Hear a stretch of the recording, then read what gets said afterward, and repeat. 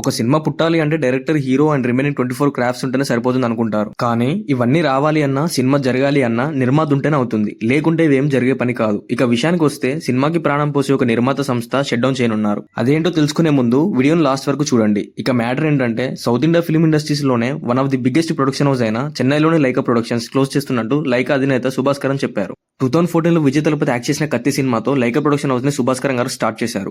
Career starting లో మంచి black busters అందుకొని మంచి ప్రాఫిట్స్ మెయింటైన్ చేసిన ప్రొడక్షన్ హౌస్ తర్వాత తీసిన రాడ్ సినిమాల వల్ల తీవ్రమైన నష్టాలకు వెళ్ళిపోయింది. ఆ నష్టాలను తీర్చడానికి పెద్ద సినిమాలు ప్లాన్ చేస్తే అవి అనుకున్నంత విజయం సాధించకపోవడం వల్ల మరింత కోలుకోలేని దెబ్బ పడింది. ఇక ఈ నష్టాల్లో మెయిన్ హ్యాండ్ శంకర్ గారిదని చెప్పుకోవచ్చు. అది ఎలా అంటే శంకర్ గారు తీసిన రోబో 2.0 570 కోట్ల బడ్జెట్ తో తీస్తే 30% కూడా రికవర్ కాకుండా అంచనాలను మించిన నష్టాలను మిగిల్చింది. ఇక రీసెంట్ గా వచ్చిన ఇండియన్ 2 మూవీని 300 కోట్లు పెట్టి తీస్తే 20% కూడా రికవర్ చేయకుండా ప్రొడ్యూసర్ ని సీదా తీసుకెళ్లి సముద్రంలో పడేసింది. ఈ దెబ్బతో ప్రొడ్యూసర్ ఏం చేయలేక నిర్మాణ సంస్థను తీసేస్తున్నట్టు అనౌన్స్ చేశారు. ఇండియన్ 2 ఓటీటీ రైట్స్ తో అయినా ఎంతో కొంత మనీ రికవర్ అవుతుంది అనుకుంటే నెట్ఫ్లిక్స్ వాళ్ళు లాస్ట్ మినిట్ డీల్ క్యాన్సిల్ చేశారు. ఇక ఇండియన్ 3 కూడా ఎవరు కొనేవారు లేక అందరు చేతులెత్తేశారు. ఇక రజనీకాంత్ గారు లాల్ సలాం మూవీతో పాటు అజిత్ విడాముయర్చి కూడా లైకన్ ముంచేశాయి. విడాముయర్చి మూవీని హాలీవుడ్ నుంచి కాపీ కొట్టారని ఆ నిర్మాణ సంస్థ కాపీరైట్ కేసు వేశారు. ఆ కేసు నుంచి బయటపడడానికి సెటిల్మెంట్ కోసం లైకా వాళ్ళు చాలా డబ్బు ఖర్చు చేసుకున్నారు. ఇవన్నీ నష్టాలు కూడా ప్రెజెంట్ మోహన్ లాల్ గారు యాక్ట్ చేస్తున్న ఎల్ టు ఎంపరాన్ అనే మూవీ షూటింగ్ కూడా ఆపేశారు. ఈ మూవీని వేరే ప్రొడక్షన్ హౌస్ కి ఇచ్చేసి వీళ్ళు పక్కకు తప్పుకున్నారు. దీంతో పాటు చాలా ప్రాజెక్ట్స్ ని వేరే ప్రొడక్షన్ హౌస్ కి ఇచ్చేసి ప్రొడ్యూసర్ సుభాస్కరన్ గారు విదేశాల్లో ఉన్న తన వ్యాపారాలను చూసుకున్నారని తెలుస్తుంది. ఇన్ని రోజులు ఆ వ్యాపారాలు ఉండడం వల్లే ఇన్ని నష్టాలు వచ్చినా సుభాస్కరన్ గారు సినిమాలు తీయగలిగారంట.